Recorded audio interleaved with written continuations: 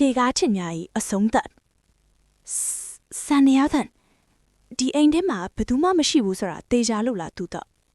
မေကနေလင်းရဲ့အင်ဂျီဆောင်ကိုတင်းတင်းဆုပ်ကိုင်ရင်တိုးတိုးလေးမေရှာတယ်သူတကတော့သူ့ဖုန်းထဲကအတန်မန်းဆက်ကိုကြည့်နေတယ်မသိဘူးဒါပေမဲ့အတန်ကအပေါ်တဲ့ညာဘက်အစွန်ခန်းကလာနေတာသွားကြည့်ရအောင်ငါတို့ဒါကိုရိုက်ခူးနိုင်ရင်ဗီဒီယိုကပေါက်မှာပဲ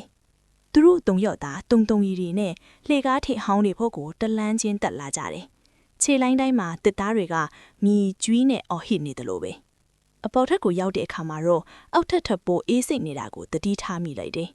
သူတို့ရဲ့ပါးစက်ကထွက်တဲ့အသက်ရှူငွေ့တွေတောင်မြင်နေရတဲ့အထိအပူချိန်ကရုတ်တရက်ထိုးချသွားတာပါစန်ဒီယာတန်လာရခန်းတကားရှိကိုသူတို့ရောက်သွားတယ်တကားကအနှဲငယ်ဟဟလေးပွက်နေတယ်နေလင်းကလက်နှိပ်ဓမိတ်နိုင်တကားကြားကိုထိုးကြည့်လိုက်တော့ဟင်အခန်းလေကစန်ဒီယာဟောင်ကြီးရှေမှာအဖြူရောင်ဝစ်စုံလေးဝတ်ထားတဲ့ကလေးမလေးတစ်ယောက်ထိုင်နေတယ်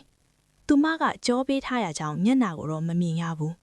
ဒါပေမဲ့သူမရဲ့လက်ချောင်းလေးတွေကစန်နီယာခလွတ်တွေပေါ်မှာကျွမ်းကျင်စွာပြေးလွှားနေရကိုမြင်နေရတယ်ဟေးသမီးဒီမှာဘာလုပ်နေရလဲနေလင်းကဓာတ်တီမွေတွေမြည်လိုက်တယ်စန်နီယာတီးတန်ကရုတ်တရက်ရက်သွားတယ်တအိမ်လုံးတင်းချိုင်းကုန်းလိုပြန်လေတိတ်ဆိတ်သွားပြန်လေကလေးမလေးကဖြည်းဖြည်းချင်းလှိတ်ကြည့်လာတယ်အာမေကလန့်အော်ပြီးနောက်ကိုခြေလန်းအပြတ်ဆုပ်လိုက်တယ်ကလေးမလေးရဲ့မျက်နှာမှာမျက်လုံးတွေမရှိဘူး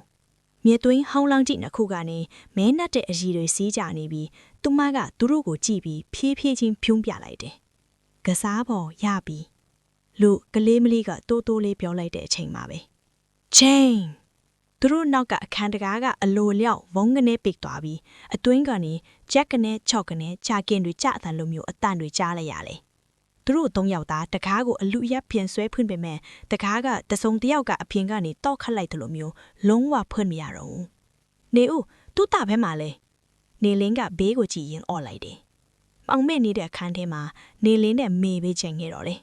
ခုနကသူတို့ကြားမှာရက်နေတဲ့သူ့တာကအငွှေ့ပြောင်းတယ်လို့မျိုးပျောက်ကွယ်သွားပြီသူ့တာသူတို့ညောင်အော်ခေါ်နေတော့အခန်းထောင်ကမှန်တင်ကုံပေါ်ကမှန်တယ်မှာစလုံးလေးတွေပေါ်လာတယ်အဲ့ဒီစလုံးတွေကဖုံတွေပေါ်မှာလက်နဲ့ရေးထားတာမဟုတ်ဖေအတွင်းဘက်ကနေသွေးတွေနဲ့ရေးလိုက်တယ်လို့မျိုးတစိမ့်စိမ့်ထွက်လာတာပါသူငားနဲ့ရှိနေတယ်နင်းလေးတွေလည်းလာခဲ့လို့အဲ့ဒီအချိန်မှာပဲအခန်းမြက်ချစ်စေးပေါ်ကနေအေးစိတ်တဲ့အရေးတစ်ဆက်ကနေလင်းရဲ့လက်ဗင်းပေါ်ကိုတောက်ကနေကျလာတယ်နေလင်းကအပေါ်ကိုမောက်ကြည့်လိုက်တဲ့အခါမှာတော့